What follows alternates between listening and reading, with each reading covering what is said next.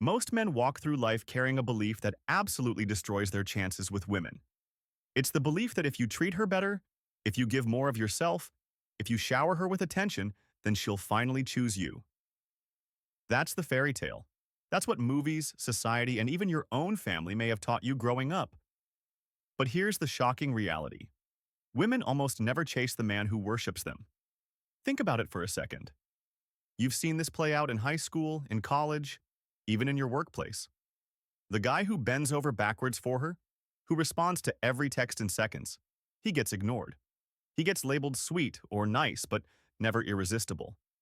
And then there's the guy who doesn't play by her rules. The guy who doesn't answer every call. The guy who's busy and focused. That's the one she loses sleep over. Why? Scarcity creates value. You don't have to tell her you're valuable. She feels it. And the moment she feels it, her instincts flip. She goes from being the prize to chasing the prize. Here's the brutal reality. Women don't want the man who makes them his entire world. That kills the mystery. That kills the challenge.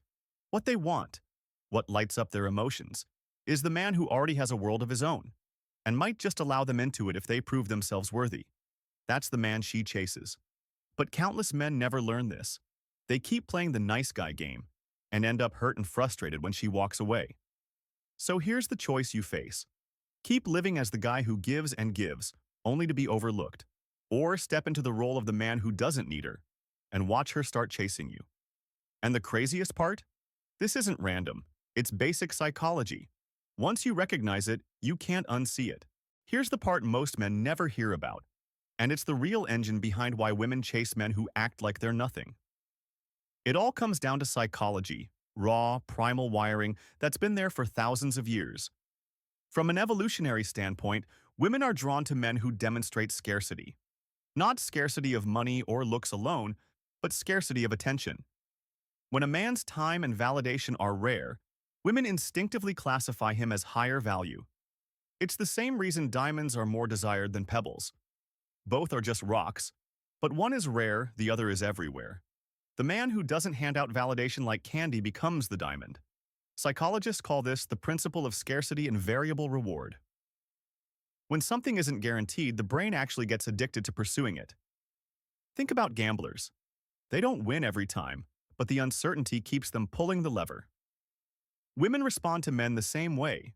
If she doesn't know whether you'll text back, her brain starts working overtime to figure you out.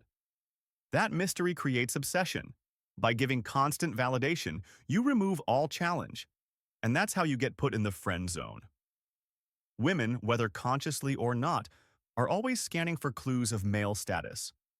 A man who seems indifferent is subconsciously signaling, I have options. I'm not desperate. Think of it this way.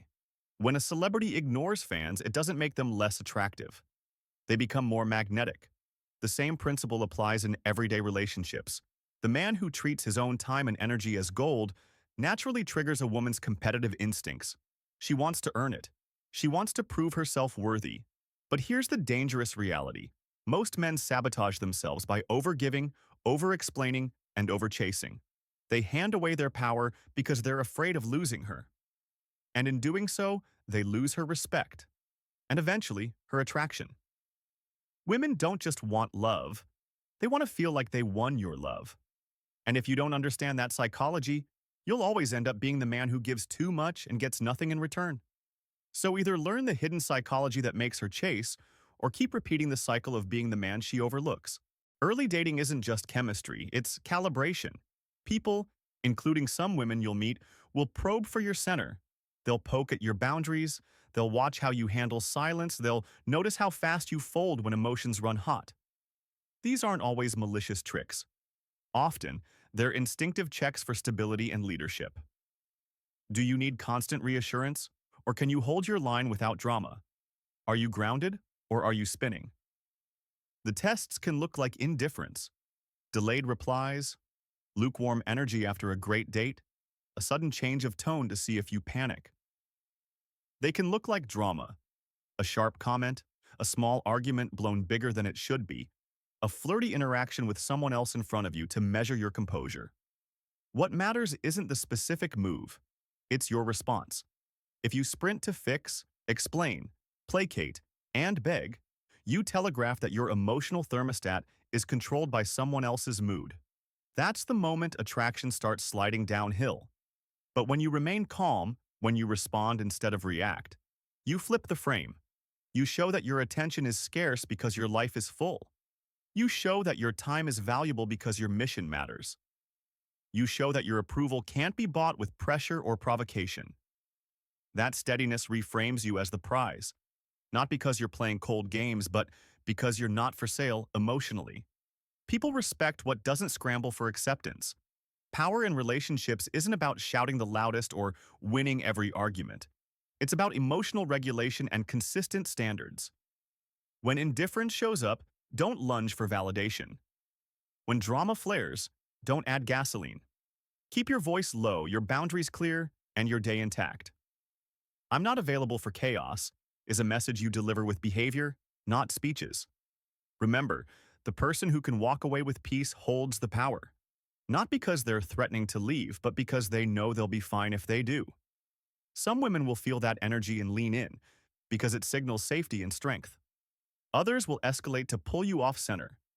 Either way, you don't switch your identity. You don't punish, you don't perform, you don't plead. You hold your line, and the dynamic reorients around you. When you refuse to be yanked by emotional tides, you become the steady shore, and that's the real prize in any storm. Hey, if you've enjoyed this video, hit that like button and subscribe for more content like this.